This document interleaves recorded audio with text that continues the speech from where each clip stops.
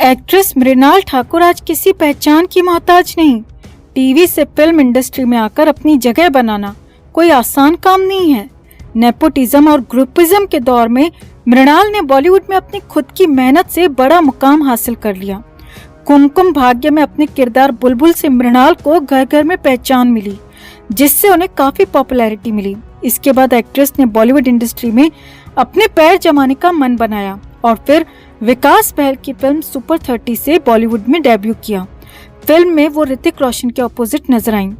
कुल मिलाकर बॉलीवुड में मृणाल का एक अलग ही चार्म है। अपने हार्ड वर्क और टैलेंट के दम पर अपनी अलग पहचान मृणाल बना चुकी हैं।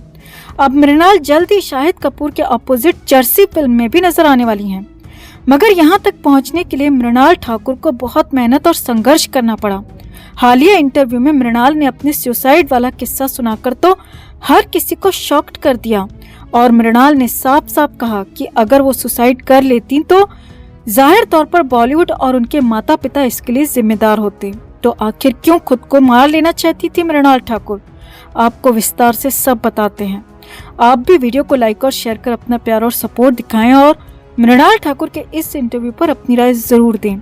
चैनल को सब्सक्राइब कर चैनल के साथ जुड़कर हमारी आवाज बने, हमारी आवाज बुलंद करें।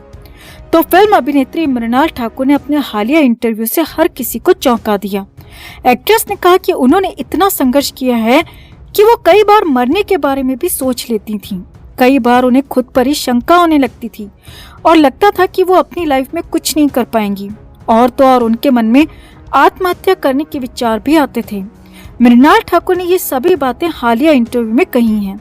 मृणाल ठाकुर ने बताया कि वो पत्रकारिता की पढ़ाई करना चाहती थी और उनके माता पिता चाहते थे कि वो डेंटिस्ट्री की तैयारी करें।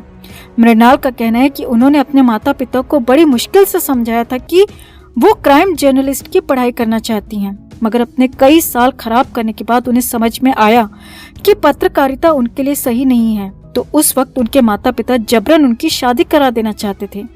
लेकिन मृणाल का कहना है कि मैं बिल्कुल नहीं चाहती थी कि मैं शादी करूं। मुझे कई बार ख्याल आते थे कि मैं खुद को मार क्यों नहीं लेती। मृणाल ने आगे बताया, इसके बाद वो मुंबई में मॉडलिंग के लिए आ गईं, मगर यहाँ आकर रहना और खाना बेहद मुश्किल था। यहाँ आकर जो उन्होंने देखा है वो उनकी जिंदगी का सबसे बुरा फेस है। मृणाल ठाकुर ने आगे कहा, मुझ पर बहुत ज्यादा जिम्मेदारियां थीं। मैं सोचती थी कि अगर मैं अच्छे से काम नहीं करूंगी तो मैं कहीं नहीं पहुंच पाऊंगी। मुझे लगता था कि मेरी शादी 23 साल की उम्र में कर दी जाएगी और फिर बच्चे पैदा हो जाएंगे। मैं ऐसा बिल्कुल भी नहीं चाहती थी। मैं कुछ अलग करना चाहती थी और इसके बाद मैंने ऑडिशंस देना शुरू किया।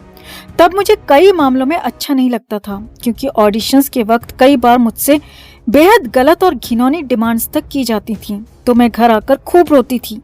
मैं मुंबई में अकेले रहती थी, मुझे किसी का सपोर्ट नहीं था और काम के बदले ऐसी डिमांड सुनकर तो मेरे पैरों के नीचे से धरती खिसक जाती थी। मृणाल ठाकुर ने यह भी कहा कि 20 से 25 साल की उम्र बहुत महत्वपूर्ण होती है, क्योंकि लोग कुछ करने का प्रयास करते हैं। जो लोग नहीं कर पाते हैं उनमें आत्मविश्वास बहुत कम हो जाता है और उनके अंदर खुद को मार लेने के विचार भी आते हैं। मृणाल ठाकुर ने बताया कि मैं बहुत ज्यादा ट्रेन से ट्रेवल करती थी। मैं अक्सर ट्रेन के दरवाजे पर खड़ी रहती थी और मुझे कई बार लगता था कि क्यों न मैं यहाँ से कूदकर अपनी जान दे दूं। मृणाल ठाकुर ने इस बारे में कहा, पत्रकारिता सरल विषय नहीं था। पत्रकारिता आपको भले ही बाहर से अच्छा लगता है, लेकिन अंदर बहुत मेहनत करनी पड़ती है। मैं क्रिएटिव पर्सन हूँ।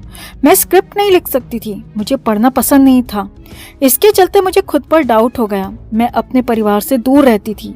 मैं मुंबई में अकेली रहती थी। आपको अपने भाड़े और खाने का हिसाब रखना पड़ता है। मेरे पिताजी बैंकर हैं, तो अगर मैं अकाउंट से 500 रुपए भी निकालती थी तो उन्हें तुरंत पता चल जाता था।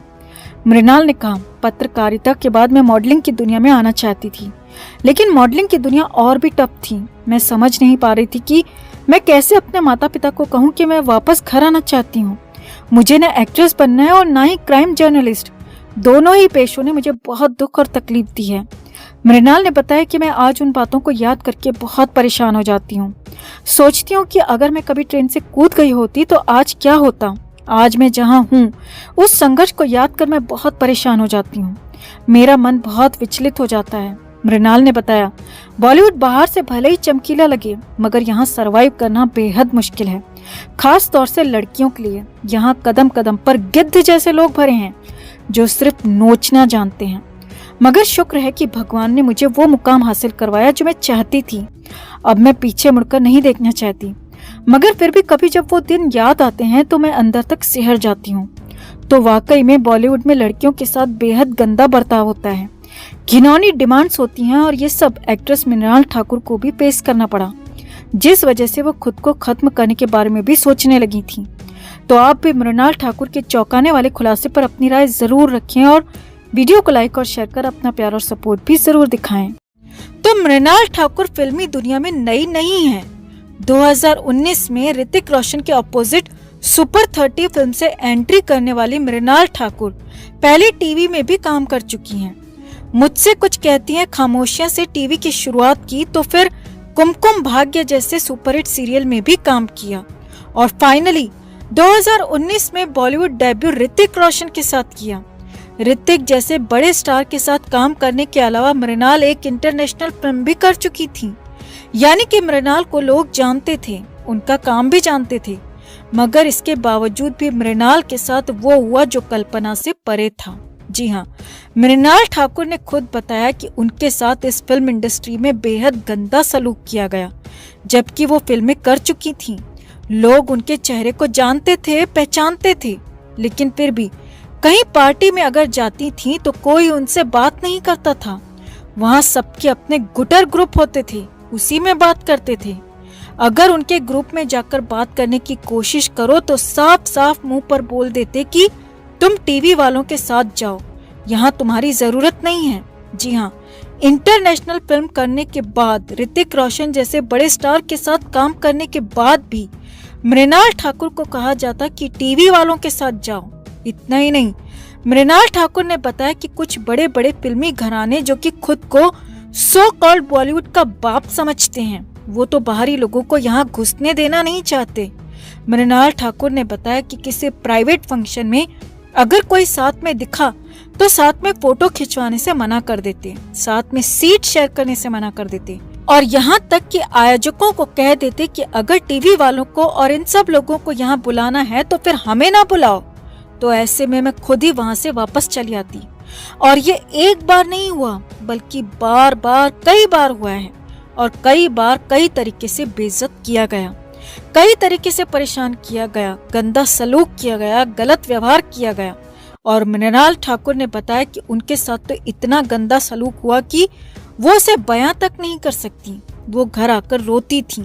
जी हाँ, मृणाल ठाकुर ने बताया कि उन्होंने कभी ये सब नहीं देखा था, न कभी ये झेला था, और इसीलिए मृणाल ठाकुर घर आकर रोती थी, क्योंकि मृणाल ठाकुर बड़ी फिल्में कर चुकी थी। वो चाहती थी कि उन्हें भी वो तवज्जो मिले, लेकिन मृणाल ठाकुर ने बताया कि उसके पेरेंट्स उसे समझाते थे और कहते कि तुम आगे बढ़ो, इन नीच लोगों की बातों पर ध्यान मत दो। और मृणाल आज अपने पेरेंट्स को शुक्रिया कहती हैं, क्योंकि उनकी ही वजह से वो मजबूत बन पाई और इस बॉलीवुड के गंदे कॉकस को तोड़ पाई। वैसे आपको एक और बड़ी बात बता दें कि यही सब कुछ बिल्कुल ऐसा ही हूबहू सुशांत सिंह राजपूत के साथ भी हुआ था। सुशांत के साथ भी यही सब कुछ होता था दोस्तों। उन्हें इवेंट्स में किनारे कर दिया जाता था, पार्टी में तो सुशांत को बेइज्जत किया जाता था, और यहाँ तक खबरें थी कि कुछ पार्टीज में तो सुशांत के साथ बदतमीजी भी हुई। और यही सब कुछ मृणाल ठाकुर के साथ भी हुआ, जो बॉलीवुड का गंदा सच है।